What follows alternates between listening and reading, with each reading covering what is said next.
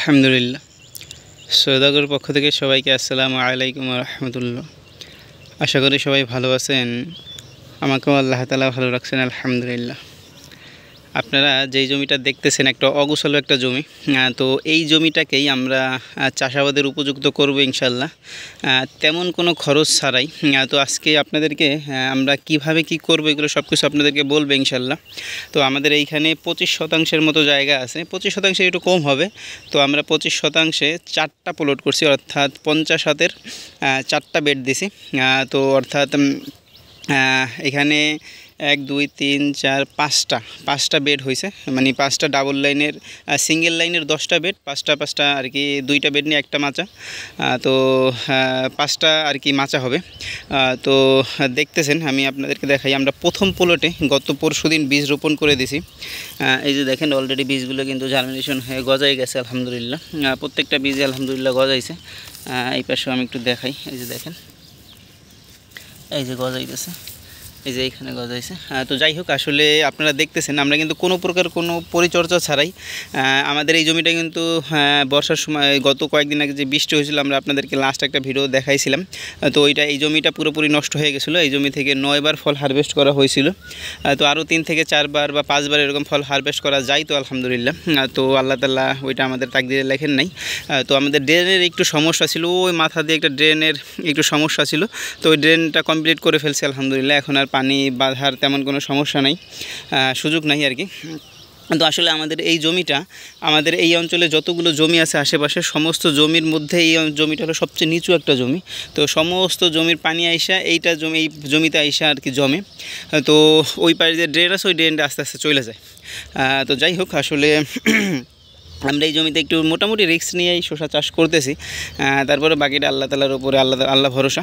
আপনারা দেখতেছেন আমরা কিন্তু কোনো প্রকার একেবারে চাষ দেই নাই। মালচিং, আগে যে মালচিং করা ছিল, জমি ডোবা ছিল, কোনো প্রকার কোনো সার দেওয়া হয় নাই, কীটনাশক দেওয়া হয় নাই। গাছ দেখতেছেন একেবারে মাচা থেকে ছুটানোও হয় নাই, কিচ্ছু করা হয় নাই। অলরেডি বীজ রোপণ করে দেওয়া হয়েছে প্রথম প্লটে।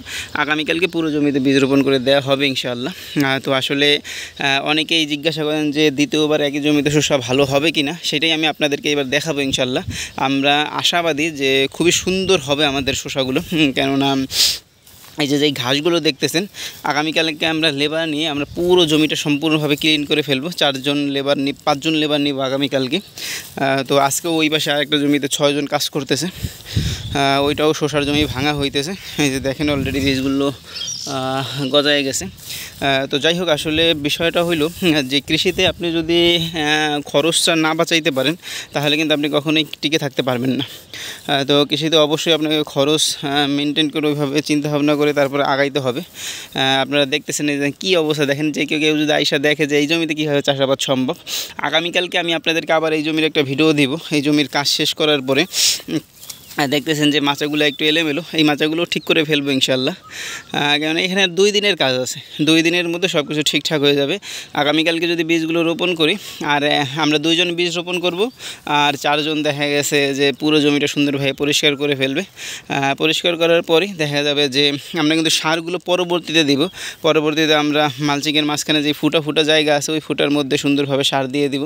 আর তারপরে যেহেতু বর্ষাকাল, এখন কিন্তু গাছের গ্রোথ অনেক বেশি থাকবে, শিকড় খুব দ্রুতই ড্রেন পর্যন্ত চলে আসবে।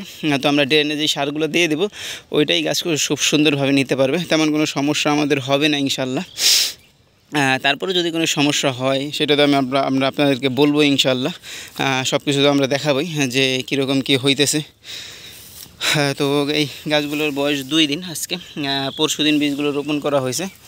তো মাঝখানে শুক্রবার, আজকে শনিবার, 1 দিন মাঝখানে আর কি।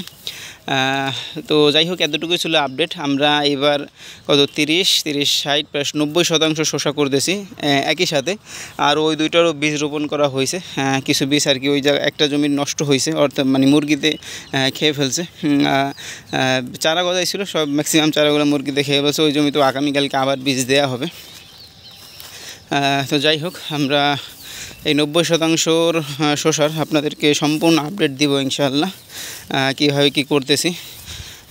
তো ওই 2টা জমিতেও আমরা তেমন কোনো খরচ করি নাই, আমরা চাষ দিই নাই। যেই বেড ছিল, ওই বেডের উপরই হালকা করে সার দিয়ে, মাটি দিয়ে, কোদাল দিয়ে, কোপ দিয়ে এলোমেলো করে দেওয়া হয়েছে।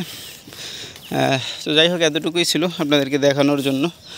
পরবর্তী আপডেট পেয়ে যাবেন ইনশাল্লাহ। আসসালামু আলাইকুম।